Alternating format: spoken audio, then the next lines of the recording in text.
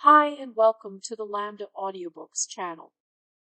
You are listening to the audiobook Dracula by Bram Stoker. This chapter is titled Chapter 17. Dr. SEWARD'S Road to his diary are continued. Beginning chapter. When we arrived at the Berkeley Hotel, Van Helsing found a telegram waiting for him. The professor was delighted. That wonderful Madame Mina, he said, pearl among women. She arrived, but I cannot stay. She must go to your house, friend Jean. You must meet her at the station. Telegraph her en route, so that she may be prepared. When the wire was dispatched, he had a cup of tea. Over it he told me of a diary kept by Jonathan Harker when abroad, and gave me a typewritten copy of it, as also of Mrs. Harker's diary at Whitby. Take these, he said, and study them well. When I have returned, you will be master of all the facts, and we can then better enter on our inquisition. Keep them safe, for there is in them much of treasure. You will need all your faith, even you who have had such an experience as that of today. What is here told? He laid his hand heavily and gravely on the packet of papers as he spoke. May be the beginning of the end to you and me and many another, or it may sound the knell of the undead who walk the earth.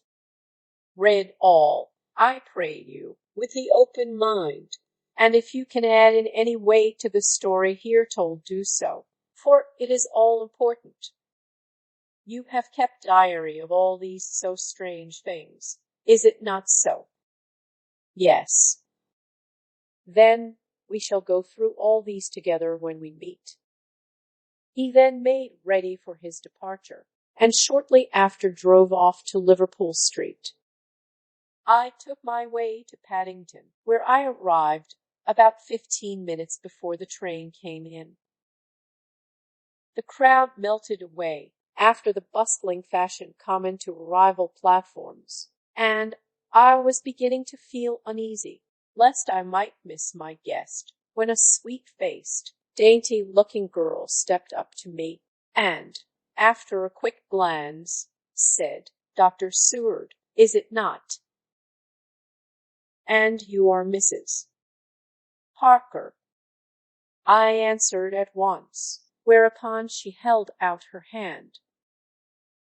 I knew you from the description of poor dear Lucy. Peter, she stopped suddenly, and a quick blush overspread her face. The blush that rose to my own cheeks somehow set us both at ease, for it was a tacit answer to her own. I got her luggage, which included a typewriter, and we took the Underground to Fenchurch Street, after I had sent a wire to my housekeeper to have a sitting-room and bedroom prepared at once for Mrs. Harker. In due time we arrived. She knew, of course, that the place was a lunatic asylum, but I could see that she was unable to repress a shudder when we entered. She told me that, if she might, she would come presently to my study, as she had much to say. So here I am finishing my entry in my phonograph diary whilst I await her. As yet I have not had the chance of looking at the papers which Van Helsing left with me, though they lie open before me. I must get her interested in something, so that I may have an opportunity of reading them. She does not know how precious time is, or what a task we have in hand. I must be careful not to frighten her. Here she is. Mina Harker's Journal. 29 September. After I had tidied myself, I went down to Dr. Seward's study. At the door I paused a moment, for I thought I heard him talking with someone. As, however, he had pressed me to be quick, I knocked at the door, and on his calling out, "Come in," I entered.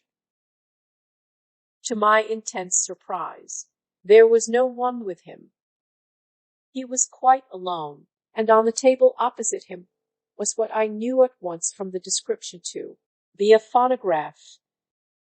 I had never seen one, and was much interested. "I hope I did not keep you waiting," I said, "but I stayed at the door as I heard you talking, and thought there was some one with you." "Oh," he replied with a smile, "I was only entering my diary." "Your diary?" I asked him in surprise. "Yes," he answered. "I keep it in this." As he spoke, he laid his hand on the phonograph. I felt quite excited over it, and blurted out, "Why, this beats even shorthand. May I hear it say something?" "Certainly," he replied with alacrity, and stood up to put it in train for speaking. Then he paused, and a troubled look overspread his face. "The fact is," he began awkwardly, "I only keep my diary in it, and as it is entirely, almost entirely, about my cases, it may be awkward. That is, I mean here." He stopped, and I tried to help him out of his embarrassment.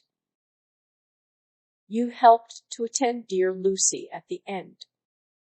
Let me hear how she died, for all that I know of her." "I shall be very grateful. She was very, very dear to me."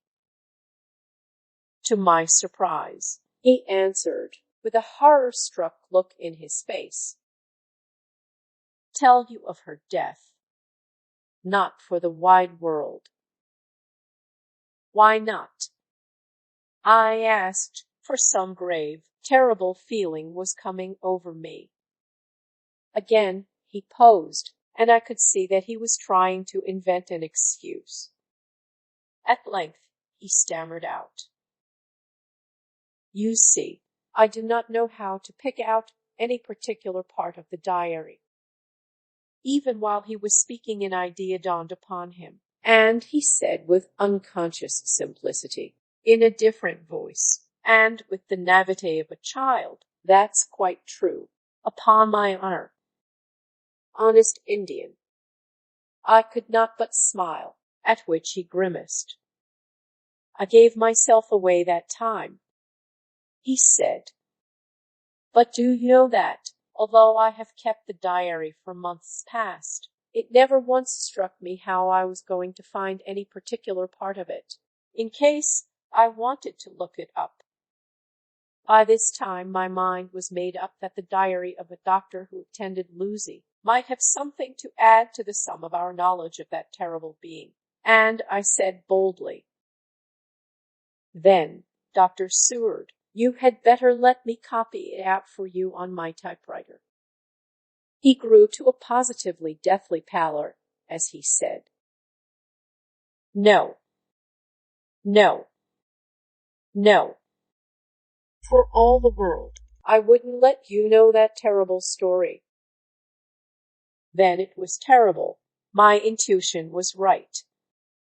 For a moment I thought, and as my eyes ranged the room, unconsciously looking for something or some opportunity to aid me, they lit on a great batch of typewriting on the table. His eyes caught the look in mine, and, without his thinking, followed their direction. As they saw the parcel, he realized my meaning. "You do not know me," I said. "When you have read those papers, my own diary and my husband's also, which I have typed, you will know me better. I have not faltered in giving every thought of my own heart in this cause, but, of course, you do not know me yet, and I must not expect you to trust me so far. He is certainly a man of noble nature. Poor dear Lucy was right about him." He stood up and opened a large drawer, in which were arranged in order a number of hollow cylinders of metal covered with dark wax, and said, "You are quite right. I did not trust you because I did not know you. But I know you now, and let me say that I should have known long ago. I know that Lucy told you of me. She told me of you too. May I make the only atonement in my power? Take the cylinders and hear them. The first half-dozen of them are personal to me, and they will not horrify you. Then you will know me better. Dinner will by then be ready. In the meantime, I shall read over some of these documents, and shall be better able to understand certain things." He carried the phonograph himself up to my sitting-room and adjusted it for me. "Now I shall learn something pleasant, I'm sure, for it will tell me the other side of a true love episode of which I know one side already. Dr. Seward's Diary. 29 September. I was so absorbed in that wonderful diary of Jonathan Harker and that other of his wife that I let the time run on without thinking.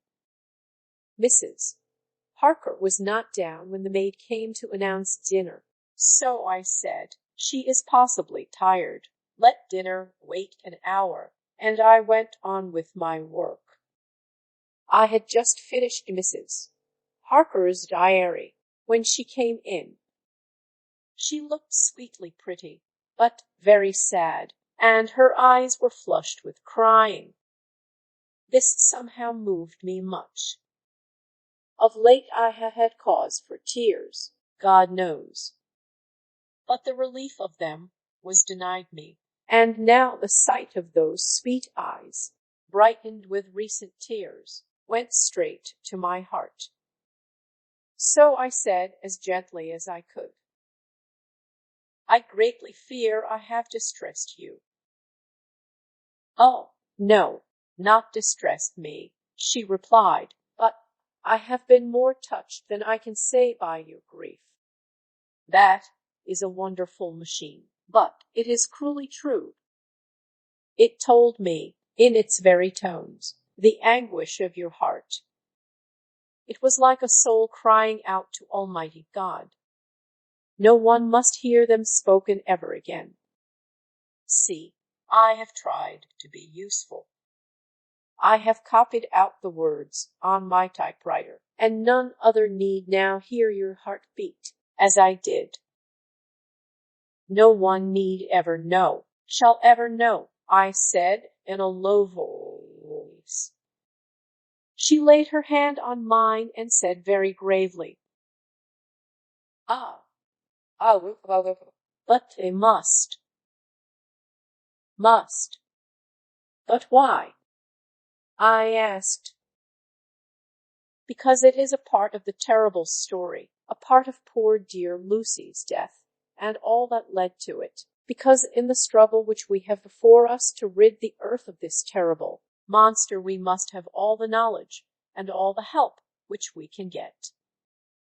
I think that the cylinders which you gave me contained more than you intended me to know, but I can see that there are in your record many lights to this dark mystery.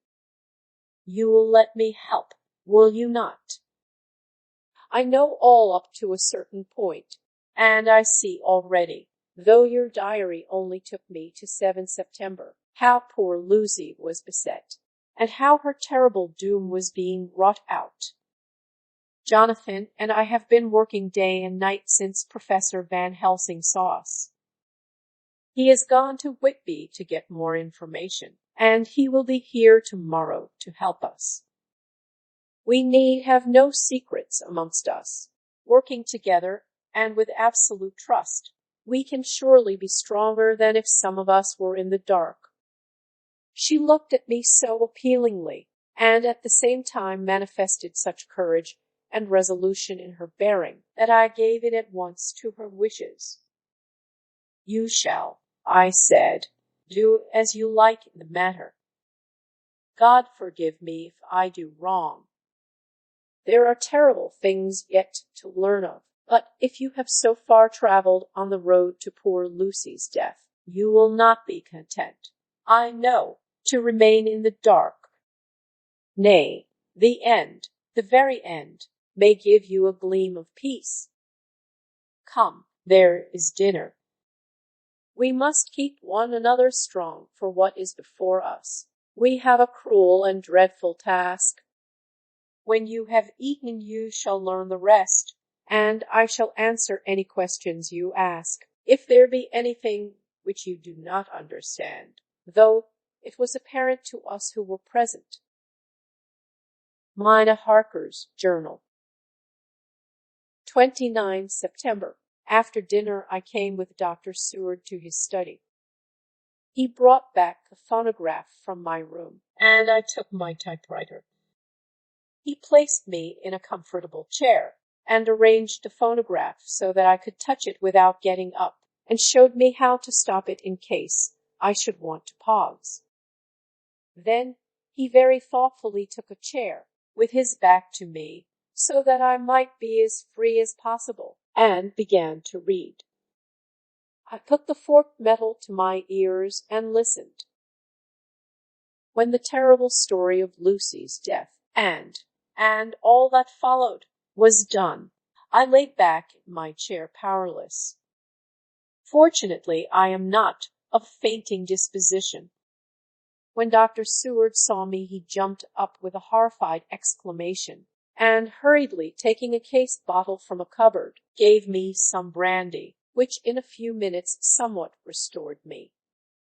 My brain was all in a whirl, and only that there came through all the multitude of horrors the holy ray of light that my dear,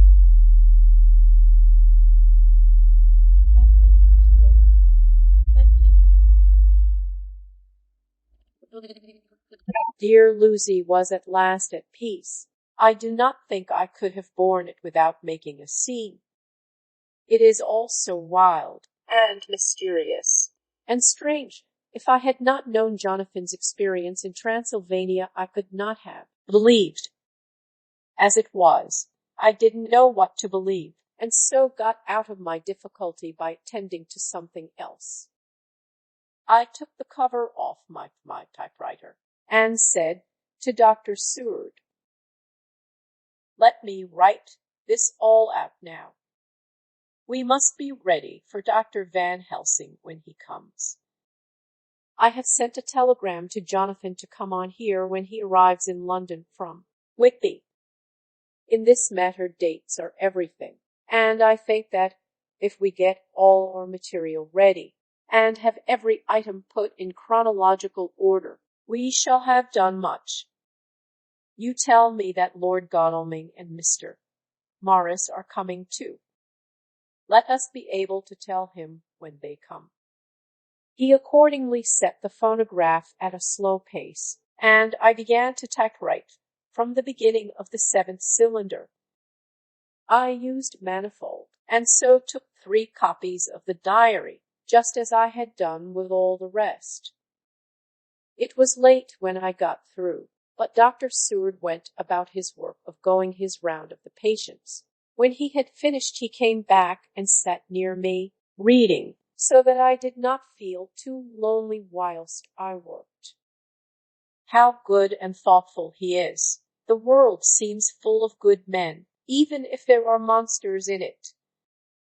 Before I left him, I remembered what Jonathan put in his diary of the professor's perturbation at reading something in an evening paper at the station at Exeter. So, seeing that Dr. Seward keeps his newspapers, I borrowed the files of the Westminster Gazette and the Pall Mall Gazette, and took them to my room. I remember how much the Daily Graph and the Whitby Gazette, of which I had made cuttings, helped us to understand the terrible events at Whitby when Count Dracula landed. So I shall look through the evening papers since then, and perhaps I shall get some new light. I am not sleepy, and the work will help to keep me quiet. Dr. Seward's Diary. 30 September. Mr. Harker arrived at 9 o'clock. He had got his wife's word just before starting. He is uncommonly clever, if one can judge from his face, and full of energy. If this journal be true, and judging by one's own wonderful experiences, it must be, he is also a man of great nerve. That going down to the vault a second time was a remarkable piece of daring. After reading his account of it, I was prepared to meet a good specimen of manhood, but hardly the quiet, business-like gentleman who came here today. Later, after lunch, Harker and his wife went back to their own room, and as I passed a while ago, I heard the click of the typewriter. They are hard at it. Mrs. Harker says that they are knitting together in chronological order every scrap of evidence they have. Harker has got the letters between the consignee of the boxes at Whitby and the carriers in London who took charge of them. He is now reading his wife's typoscript of my diary.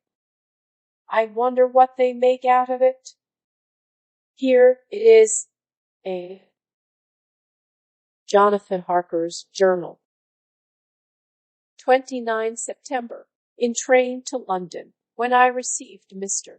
Billington's courteous message that he would give me any information in his power, I thought it best to go down to Whitby and make, on the spot, such inquiries as I wanted.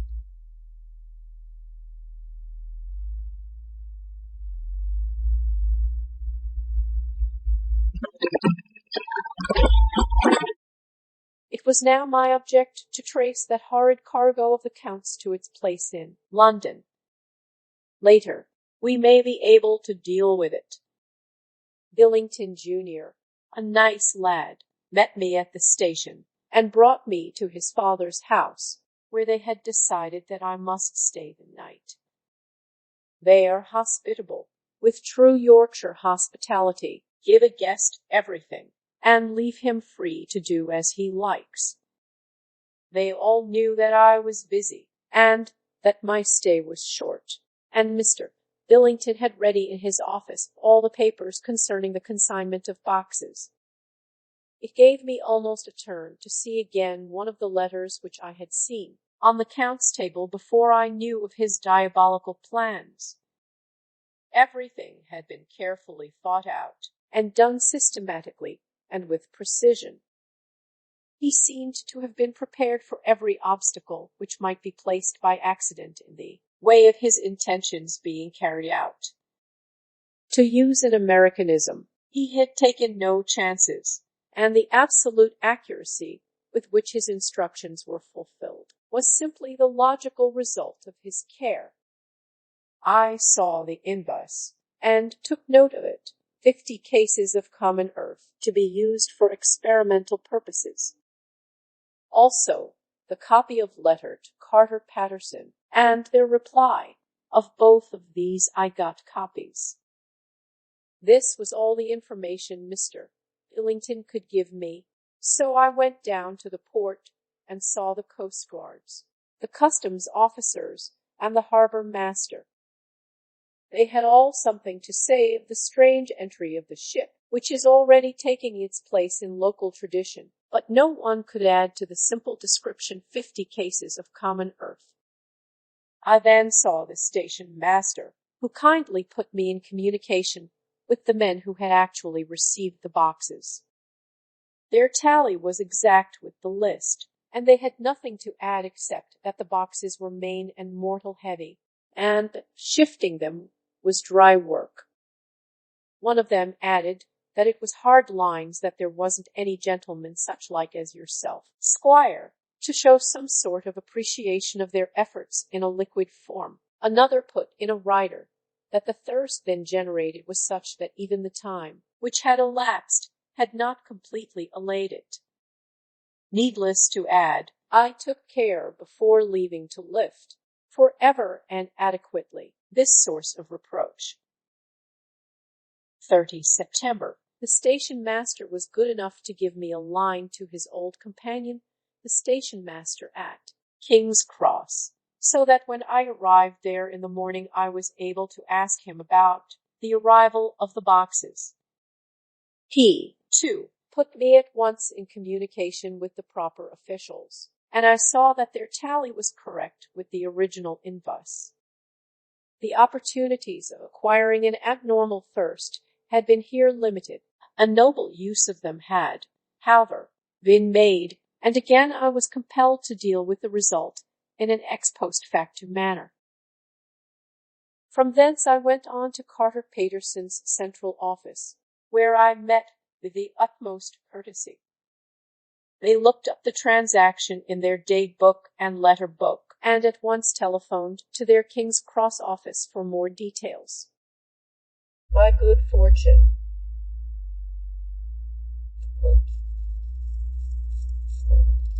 the men who did the teaming were waiting for work, and the official at once sent them over, sending also by one of them the way bill and all the papers connected with the delivery of the boxes at Carfax. Here again I found the tally agreeing exactly. The carrier's men were able to supplement the paucity of the written words with a few details. These were, I shortly found, connected almost solely with the dusty nature of the job and of the consequent thirst engendered in the operators. On my affording an opportunity, through the medium of the currency of the realm, of the allaying, at a later period, this beneficial evil, one of the men remarked, "That house, governor, is the rummiest I ever was in. Lime. But it ain't been touched since 100 years.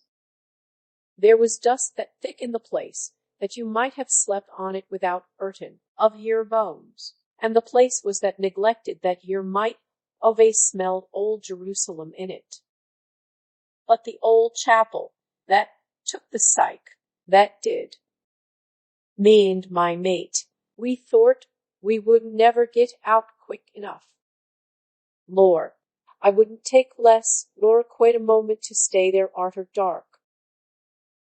Having been in the house, I could well believe him, but if he knew what I know, he would, I think, have raised his terms. Of one thing I am now satisfied, that all the boxes which arrived at Whitby from Varna in the Demeter were safely deposited in the old chapel at Carfax. There should be 50 of them there, unless any have since been removed, as from Dr. Seward's diary I fear.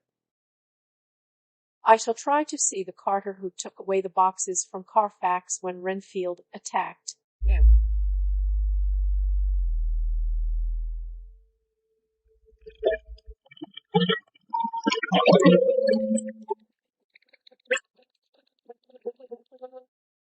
By following up this clue, we may learn a good deal.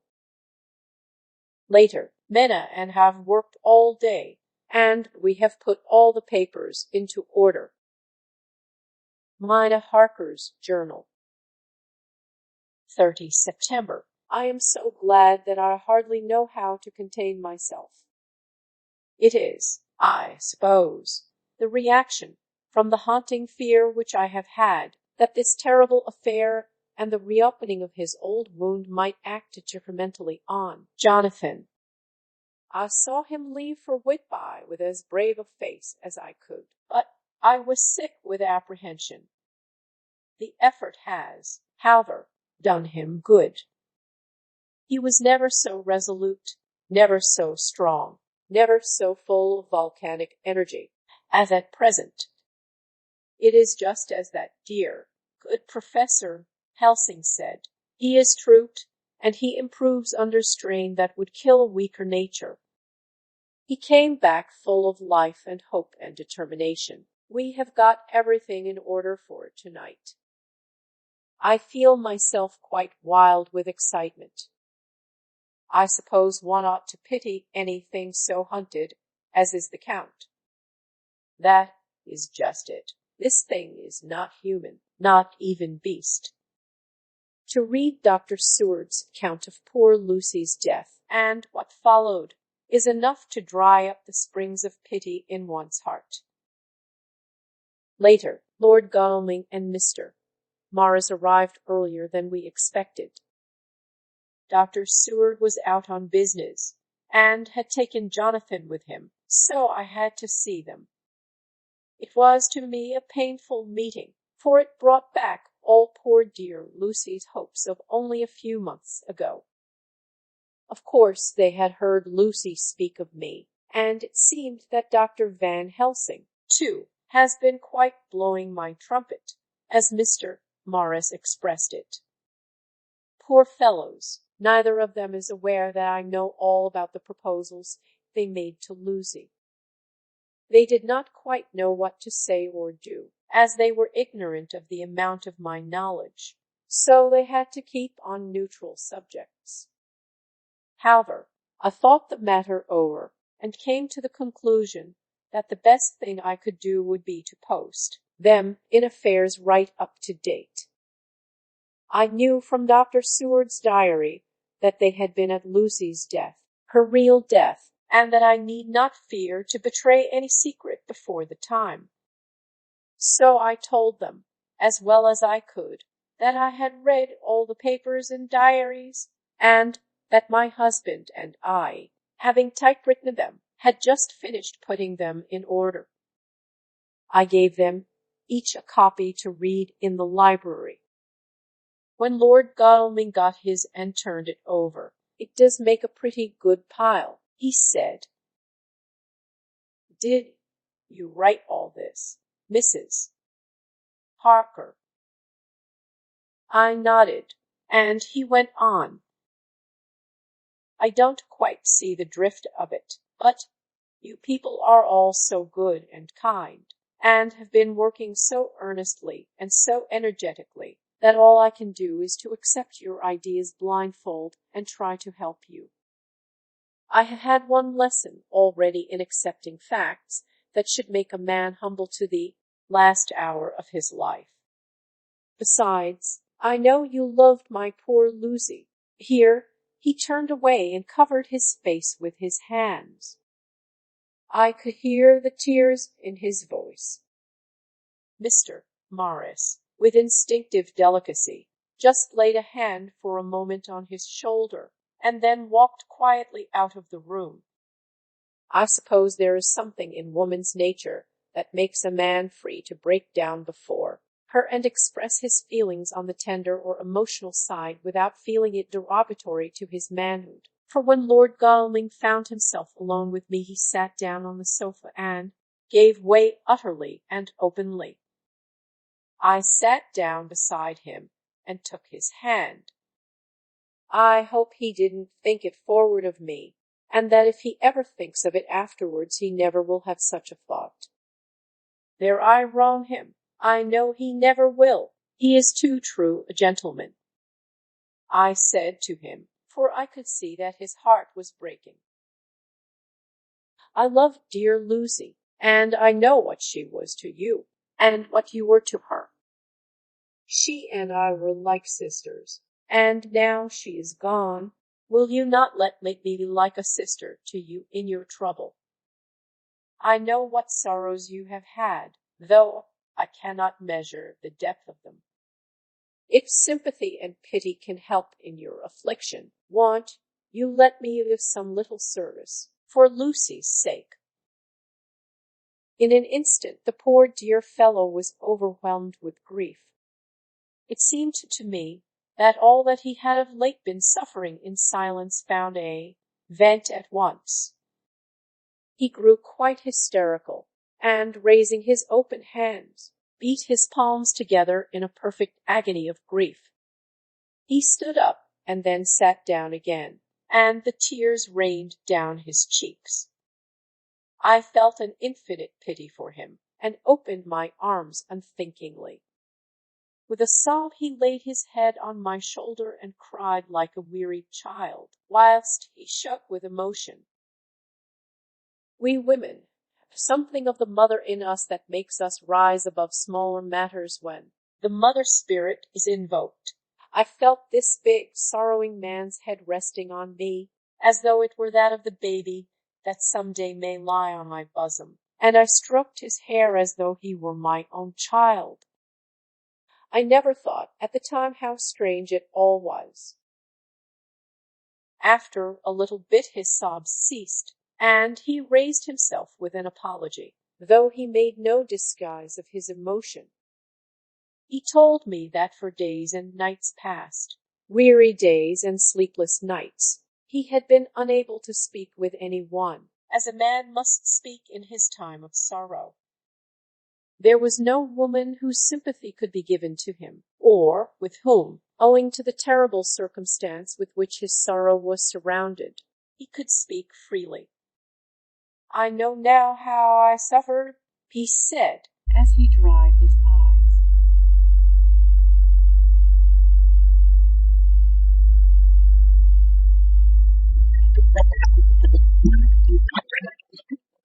But I do not know even yet, and none other can ever know, how much your sweet sympathy has been to me today.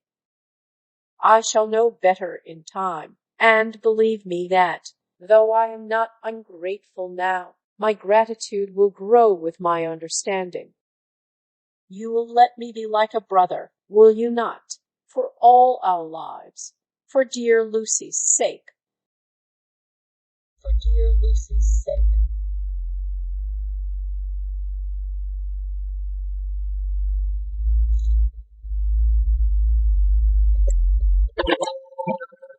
I said as we clasped hands. And L L L L L and for your own sake, he added, for if a man's esteem and gratitude are ever worth the winning, you have won mine today. If ever the future should bring to you a time when you need a man's help, believe me, you will not call in vain. God grant that no such time may ever come to break the sunshine of your life, but if it should ever come, promise me that you will let me know. He was so earnest, and his sorrow was so fresh, that I felt it would comfort him. So I said, I promise. As I came along the corridor, I saw Mr. Morris looking out of a window. He turned as he heard my footsteps. How is Art? He said. Then, noticing my red eyes, he went on. I see you have been comforting him. Poor old fellow. He needs it. No one but a woman can help a man when he is in trouble of the heart, and he had no one to comfort him. He bore his own troubles so bravely that my heart bled for him. I saw the manuscript in his hand, and I knew that when he read it he would realize how much I knew. So I said to him, I wish I could comfort all who suffer from the heart. Will you let me be your friend, and will you come to me for comfort if you need it? You will know later on why I speak. They saw that I was in earnest, and stooping, took my hand, and raising it to his lips, kissed it. It seemed but poor comfort to so brave and unselfish a soul, and impulsively I bent over and kissed him. The tears rose in his eyes, and there was a momentary choking in his throat. He said quite calmly, Little girl, you will never regret that true-hearted kindness, so long as ever you live. Then he went into the study to his friend. Little girl, the very words he had used to Lucy, and but he proved himself a friend. End of chapter. Thank you for listening. If you enjoyed this video, please hit the like button. If you are interested in hearing more audiobooks, subscribe and turn on the notifications to get fresh daily audiobook chapters from Lambda Audiobooks. Until next time.